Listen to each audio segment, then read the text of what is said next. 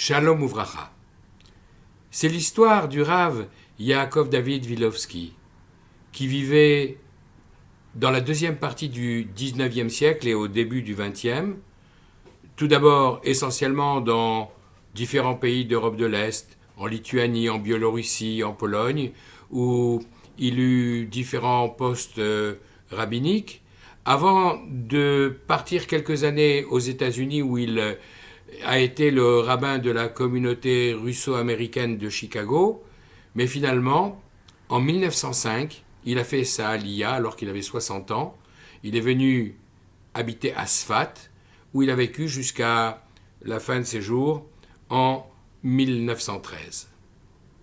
Alors qu'il était à Sfat, reconnu comme un grand de la Torah, puisqu'il a notamment écrit un grand commentaire sur le Talmud de Jérusalem, et la plupart des éditions aujourd'hui affichent à côté du texte son commentaire. Alors qu'il était donc à Sfat, une après-midi d'hiver, alors que c'était le jour de la Haskara de son père, il est venu à la synagogue plus tôt que d'habitude. Il a été prendre place sur le stander, le pupitre de l'officiant, parce que c'est lui qui allait faire l'office. Il était en avance, il y avait déjà quelques personnes qui étaient là. Alors en attendant l'heure convenue, il a pris sa tête entre ses mains, plongé dans ses pensées, et alors des larmes ont commencé à couler sur son visage.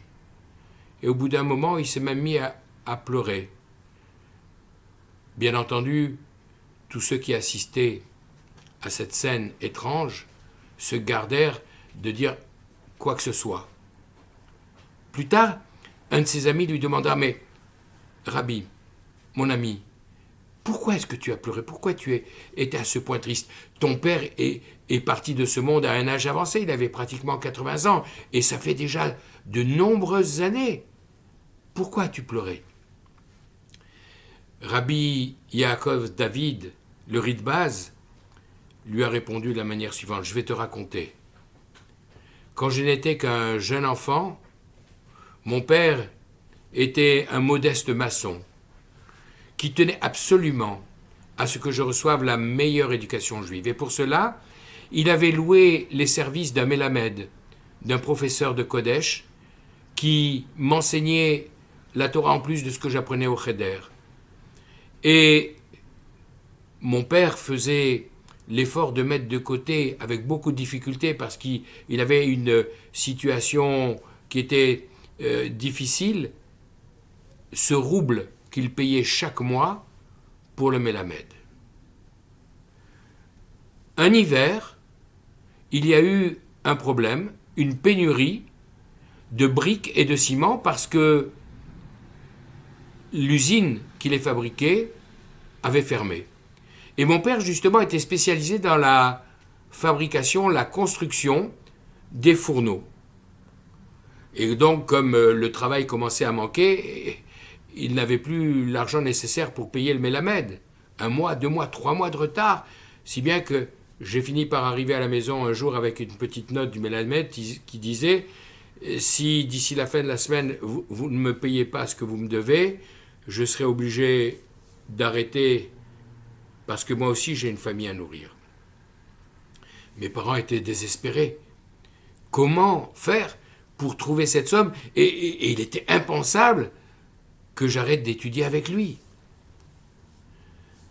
Plongé dans ses préoccupations, mon père est parti à l'office du soir à la synagogue et il a entendu un homme, un riche notable de la ville, qui était en train d'expliquer à ses voisins: « Ah, j'ai bientôt le mariage de mon fils, je suis en train de faire construire une maison pour le jeune couple, mais à cause de cette pénurie de briques, je n'arrive pas à avoir un fourneau dans l'appartement, dans la maison de mon fils.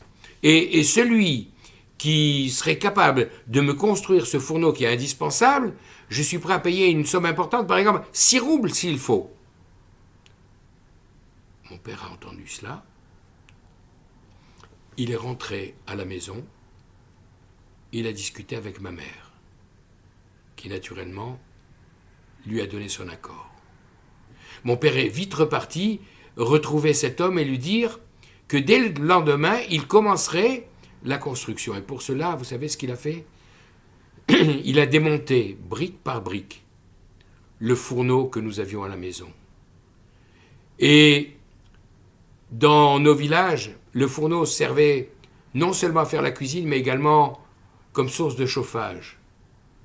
Alors, il a construit ce four et il a reçu ces 6 pièces.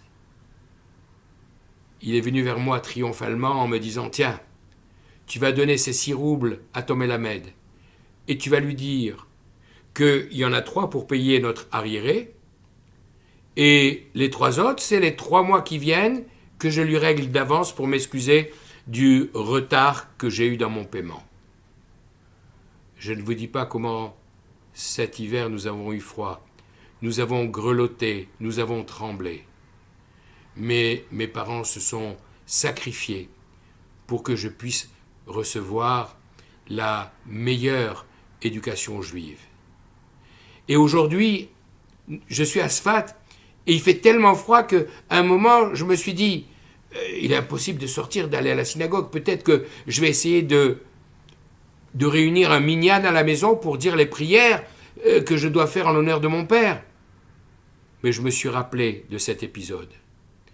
Et alors que lui et ma mère et toute la famille avaient accepté de grelotter pour mon éducation juive, je me suis dit que naturellement je devais faire l'effort de venir dans la synagogue malgré le froid terrible qu'il y a actuellement.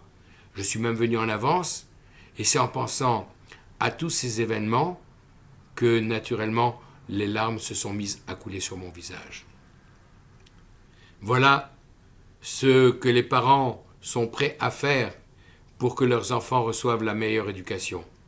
Et si je vous raconte cette histoire aujourd'hui, c'est que Shabbat, 21 Shvat, ce sera le 79e anniversaire du décès de mon grand-père, un grand-père que je n'ai jamais connu, parce qu'effectivement, lui aussi a eu une vie difficile. D'abord, il a été orphelin à l'âge de 14 ans. Ensuite, il a été mobilisé en France pendant la Première Guerre mondiale, où il a été blessé, il était invalide de guerre.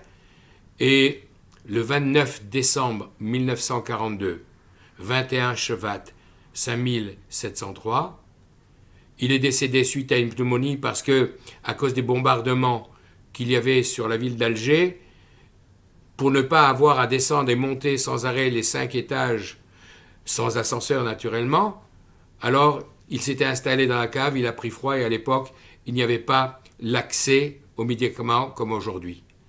Alors, je ne l'ai pas connu. La génération qui a suivi ces enfants sont tous maintenant dans le monde de vérité.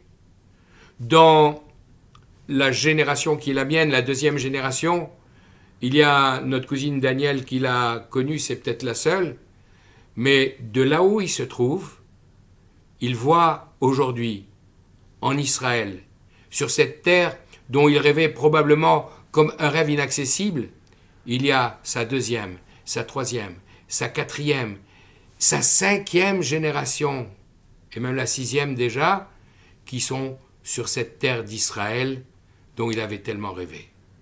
Alors, parce qu'il n'avait probablement pas reçu d'un père qui l'avait perdu à l'âge de 14 ans, toute cette Torah que j'aurais aimé recevoir de lui, qui ne l'ait pas connue, malgré tout, il a toujours tenu à ce que l'éducation, la formation, l'apprentissage soit quelque chose d'important. Et ces qualités, j'espère que nous, sa descendance, nous saurons la mettre au service de la Torah, pour la gloire d'Hachem. Shabbat Shalom Vechol Tov.